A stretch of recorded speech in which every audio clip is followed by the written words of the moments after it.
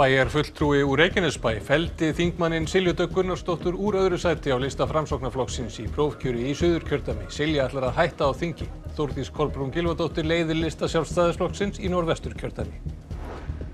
Hraunstraumurinn frá eldgosinu breytti takt í nótt og fór að renna í opinni rás í stað þess að fela sig undir yfirborði hraunbreiðunnar. Eigendur Ísólfsskála búa sig nú undir að jörðin hverfi undir hraun. Það gæti gerst innan hálfs mánaðar. Starfsmaður sem missti vinnuna á hjúkrunarheimilinu Hlíð á Akureyri segir það áfall að vera sagt upp eftir 30 ára starf. Enginn vilji ráða 65 ára mann í vinnu. Fjármagn menningarsetursins Hannesarholts á þrotum og verður húsinu lokað í kvöld. Forstöðumaður segir þetta sársaukafulla ákvörðun en ekki sé hægt að reka starfsemina án aðkomu hins opinbera. Fjölmennustu mótmæli hinsegin fólks í sögu Póllands fóru fram í Varsjá helgina. Mótmælendur óttast að enn verði saumað að réttindum hinsegin fólks í landinu.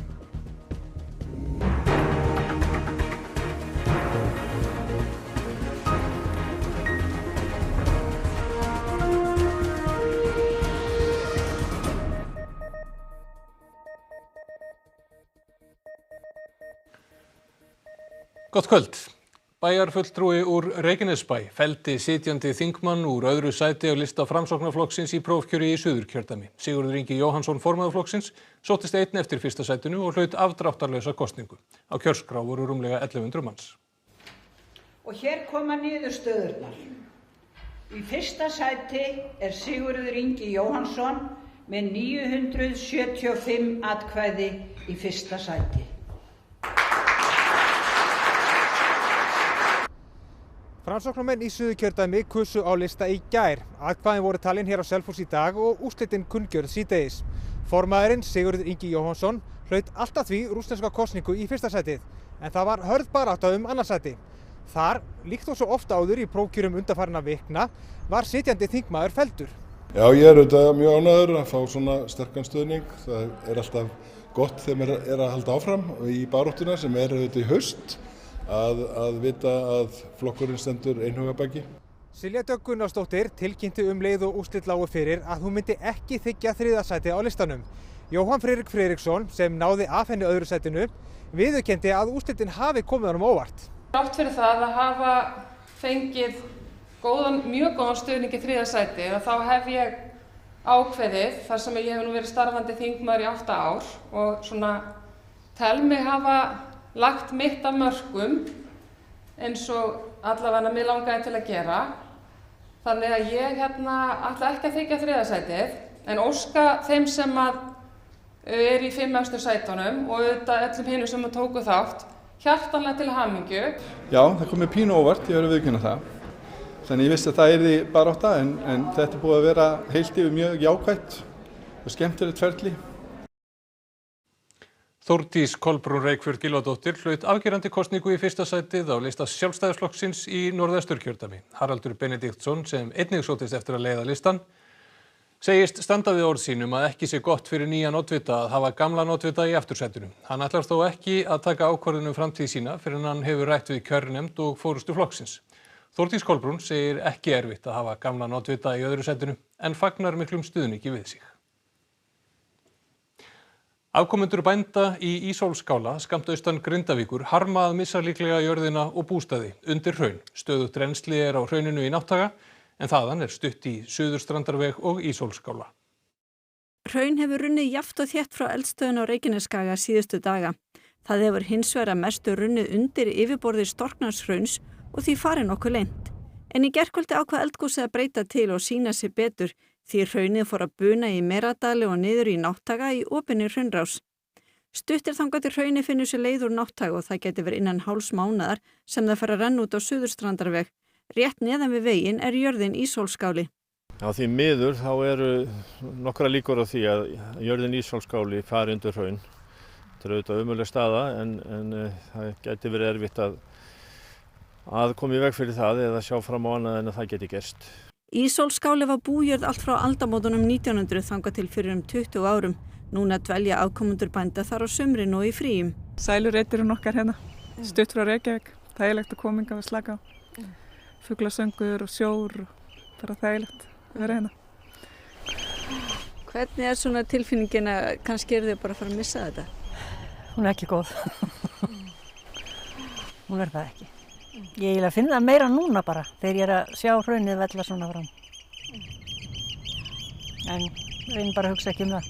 Ég veist þetta er svolítið erfitt. Þetta er búið að vera svona afslöpunar staðurinn minn undanfarin ár. Mér finnst þetta bara hræðileg tilhugsun að þetta er hugsanlega síðasta sumri. Og ég held að börnunum mínum finnst þetta kannski jafnvel erfiðast vegna þess að þau eiga svo rosalega mikla minningar hérna og eru bara búin að vera hérna í rauninni frá þau fæddust. Þannig þið bara bíðið hérna átekta og vitið að hraunstraumurinn er að koma hérna glóandi? Já, það er svona, maður fær stundum þegar maður er komin upp í rúm og fara að sofa á kvöldin, þá er svona fer maður að hugsa alveg hvað var langt í glóandi hraunið. Starfsmaður hjúkrunarheimilisins Hlíðar á Akureyri, sem sagt var upp á föstudag eftir 30 ára starf, segir uppsögnina að hafa verið áfall. Hann telur að uppsagnirnar á heimilinu hljóti að bitna á þjónustunni við íbúa.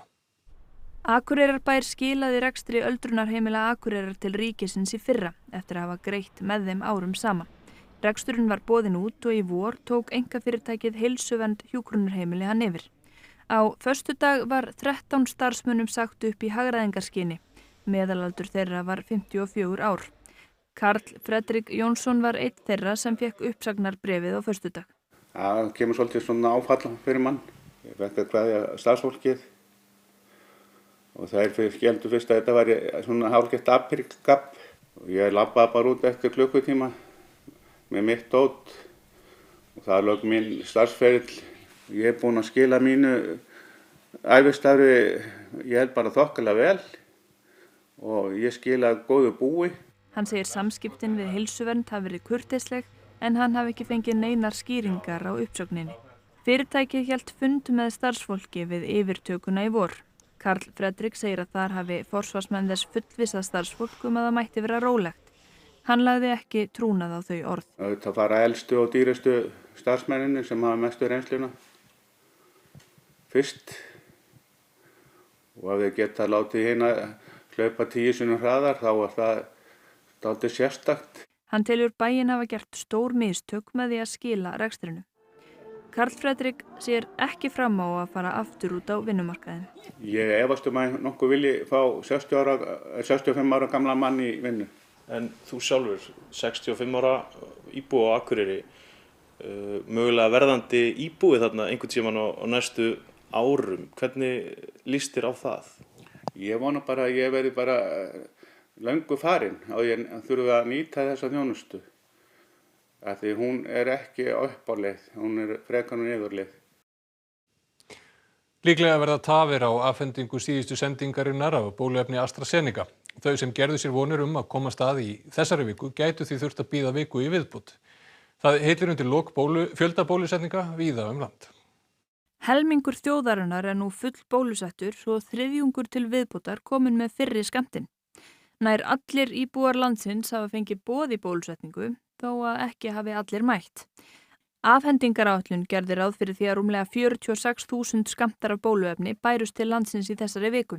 Þar á meðal 20.000 skammtar af bóluefni AstraZeneca, þeir síðustu. Á höfuðborgarsvæðinu verða 3 bólusetningadagar í vikunni, 10 árgangar eiga að fá Janssen á þriðjudag og á miðvikudag verða 4 árgangar boðaðir í seinni sprautuna Pfizer. Þá fá ungmenni fædd 2005 fyrri bólusetningu. Eftir hádegi þessa daga geta þau sem eiga eldra boð í Janssen eða Pfizer komið og þegi sprautu og meðan birgðir endast.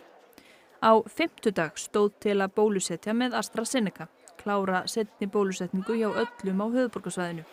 Ragnheiður Erlendsdóttir, framkvæmdastjóri hjúkrunar hjá Heilsugæslu höfuðborgarsvæðisins, segir ósennilegt að efnið berist í tæka tíð. Astra-dagurinn frestist líklegum viku og til skoðunar að boða aðra hópa í Janssen í staðinn.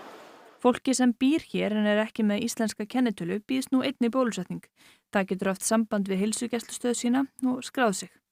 Seinni bólusetningum á að ljúka miðjan júlí. Ragnheiður segir óljóst hvort það verði af opnum dögum í ágúst, það ráðist af eftirspurn. Góður gangur er í bólusetningum víða á landsbyggðinni. Þeim er lokið á Suðurnesjum. Útliti fyrir á Vesturlandi náast að klára fyrri bólusetningar að mestu leyti í þessari viku. Á Norðurlandi verða endur bólusetningar með efni frá Pfizer og AstraZeneca. Á miðvikudag verður svo haldinn opinn dagur þar sem að allir sem áður hafa fengið boð en ekki komist geta fengið bóluefni frá Pfizer. Kári Stefánsson, forstjóri Íslenskrar erfðagreiningar, segir að stökkbreytingar sem hafa komið fram á kórónuveirunni hafi ekki valdið miklum usla eða leitt til stórra hópsýkinga.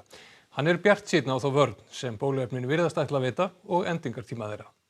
Kára líst vel á stöðu mála sem snúa því að kveða kórónuveiruna í kútinn. Þau fáu tilfelli sem hafi greinst hér á landi síðustu vikur hafi ekki leitt til stórra hópsmita. Stór 100% þjóðarinnar sé nú full bólusettur. Ég er ánægður með hvar við stöndum þegar kemur að faraldrinum. Ég er svolítið hissa á því hvað fólk í heiminum almennt virðist vera tregt til að ferðast. En það er kannski skiljanlegt, þetta er búið að vera erfiður tími. Og mér finnst stjórnvöld vera að haga sér skynsamlega.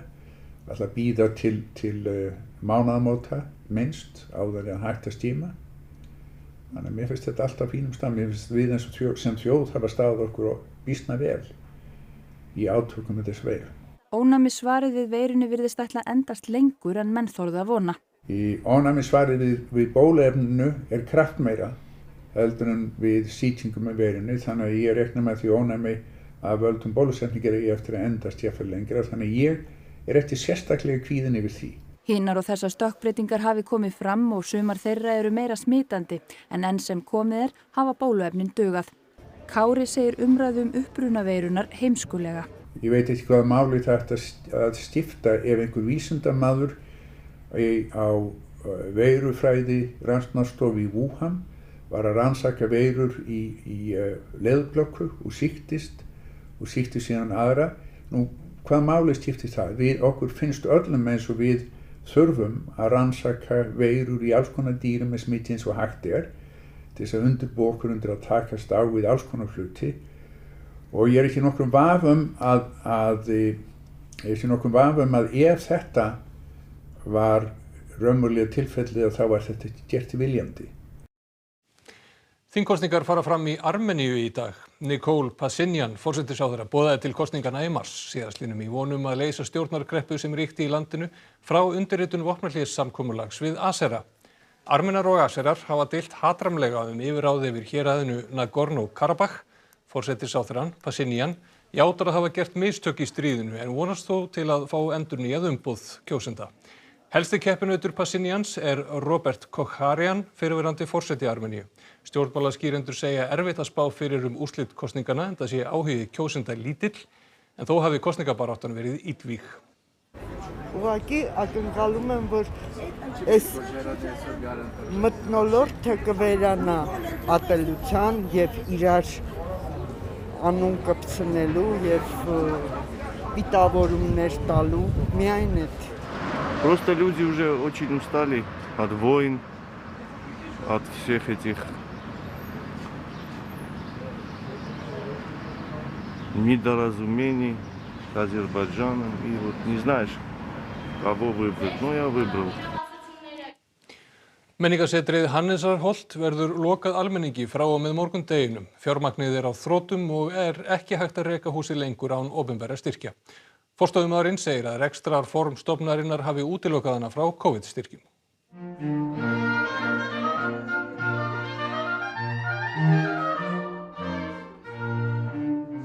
Þetta er kammerhópurinn Jökla sem er að undirbúa sig fyrir síðustu tónleikana sem haldnir verða í Hannesarholti. Frá árinu 2013 hefur sjálfseignarstofnunin Hannesarholt haldið úti menningarsetri í sögufrægu húsi Hannesar Hafstein. En fjármagnið er á þrotum og þegar skellt verður í lás í kvöld verður það að óbreyttu til frambúðar. Hannesarholt hefur verið rekið frá upphafi með stuðningi okkar stofnenda en það verður ekki lengra komist og það er svolítið sérkennilegt að Hannesarholt er sjálfseignarstofnun, ekki rekin í hagnaðarskyni. Væri hún einkahlutafélag rekin í hagnaðarskyni, það hefði komið COVID-styrkur upp á yfir 20 milljónir. Þannig að manni finnst þetta skjóta svolítið skökku við. Starfsfólki Hannesarholts var sagt upp á dögunum og segir Ragnheiður að það hafi verið sársaukafull ákvörðun. Hún vonast til að ákvörðunin að loka sé ekki endanleg, en það liggur fyrir að starfsemin getur ekki haldið áfram án stuðningsins opinbera. Við höfum verið í samtali við stjórnvöld í langan tíma. Borgin hefur sagt nei, en menntamálaráðuneyti og forsætisráðuneyti hefur sýnt vilja Þannig að ég verð að vera ennþá vongóð þó að það sé voða erfitt á þessum síðustu dögum. Listviðburðir á þeim tíma sem húsið hefur verið opið skipta hundruðum og má segja að fjölbreytileikinn hafi ráðið ríkjum. Þarna hafi verið haldnir tónleikar, hönnunarsýningar, myndlistasýningar og stórstjarnan Björk hefur reglulega þeyttar skífum. Þarna hefur fólk haldið sínar fyrstu sýningar, þær síðustu og jafnvel þeirra einu. Tillögur markmið að tengja saman fortíð, nútíð og framtíð hafi tekist. Ég ótrúlega þakklát fyrir að okkur tókst þetta og ef að Hannesarholt búið að vera, þá allavega veit ég að við skiljum eftir spor sem að skipta máli. Ef að samfélagi vill að Hannesarholt sé til, að þá getur það haldið áfram að vera til. Húsið verður hérna, það verður ekki drifið. Þúsundir tóku þátt í kröfugöngu fyrir jafnrétti óháð kynhneigð í Póllandi í gær. Kröfugangan sú fjölmennasta í hinsegin sögu Póllands. Udzielam po raz drugi tego, co najważniejsze, czyli patronatu, bo ten patronat to jest to, co może dać prezydent, to, co może dać miasto swojej społeczności. I również, słuchajcie, jestem tutaj po raz kolejny, żeby zaświadczyć, że zawsze będziemy razem, zawsze będziemy stali przy tych, którzy są słabsi, których inni próbują rugować na margines społeczeństwa, którzy są atakowani, bo takie jest zadanie samorządowców. Með þessum orðum ávarpaði borgarstjóri Varsjár jafnréttisgöngu í borginni í gær. Þúsundir komu saman til að mótmæla stefnu stjórnvalda í málefnum hinsegin fólks. It's frustration, sadness, regret, helplessness. Many of us are willing to emigrate, to leave Poland.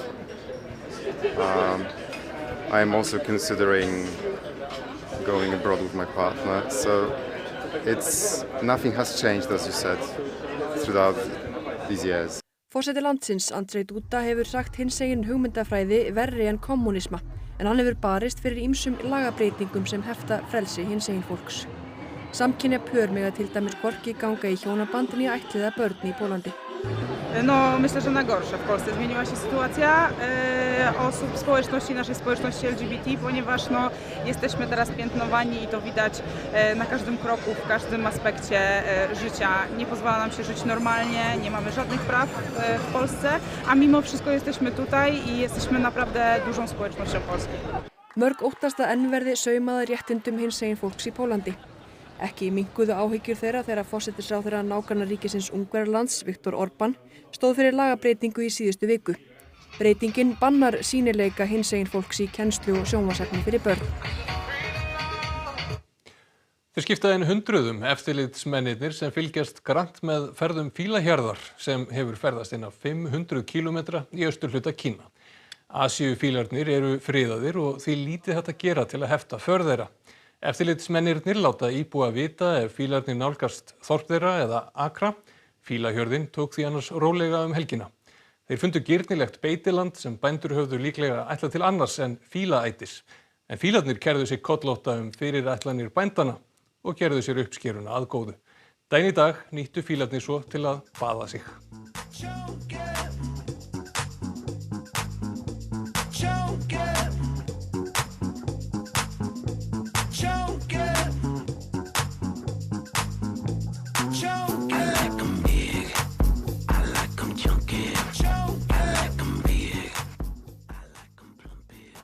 Úr þessu kínverska fílaspæ förum við til Reykjavíkur. Guðjón Óskarsson Reykvíkingur ársins 2021.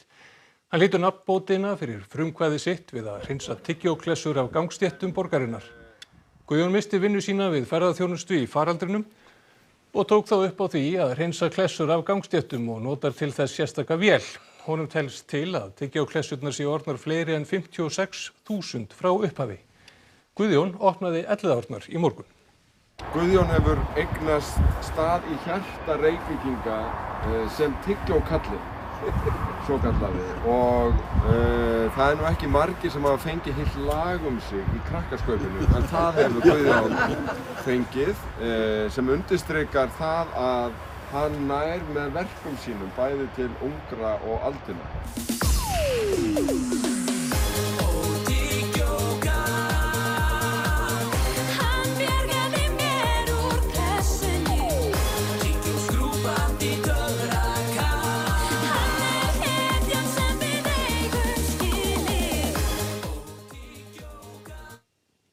Og það ætlum við að líta til veðurs. Það snýst í suðvestan kalda og þykknar upp með dálítilli vætu við vesturströndina í kvöld og nótt. Sunnan stinningskaldi eða allhvasst með rigningu vestanlands á morgun en hægari og þurrt austan til. Hiti verður á bilinu 8 til 13 stig. Sigurður Jónsson, veðurfræðingur, fer nánar yfir veðurhorfurnar að loknum íþróttum og það er hann Þorkell Gunnar Sigurbjörnsson sem segir okkur frá íþróttaafrekum dagsins.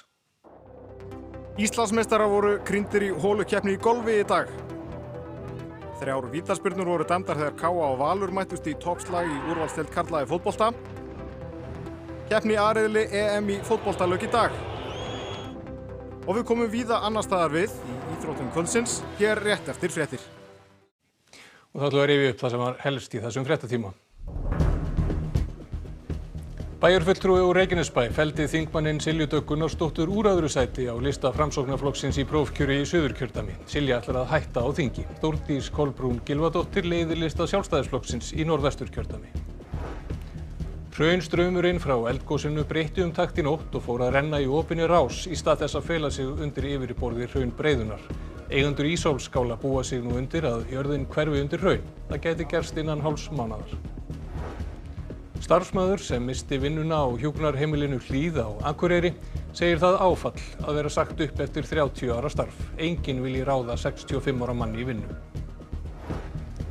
Fjármagn menningarsetursins Hannesarholts er á þrotum og verður húsinu lokað í kvöld. Forstöðumaður segir þetta sársaukafulla ákvörðun en ekki sé hægt að reka starfsemina án aðkomu hins opinbera. Fjölmennustu mótmæli hinsegin fólks í sögu Póllands fóru fram í Varsjá helgina. Mótmælendur óttast að enn verði saumað að réttindum hinsegin fólks í landinu. Næstu fréttir verða sagðar í útvarpinu klukkan 10 í kvöld og vefurinn RÚV.is er uppfærður allan sólarhringinn. Við minnum á RÚV appið. Þessum fréttatíma er lokið. Takk fyrir samfylgdina helgina og verið sæl.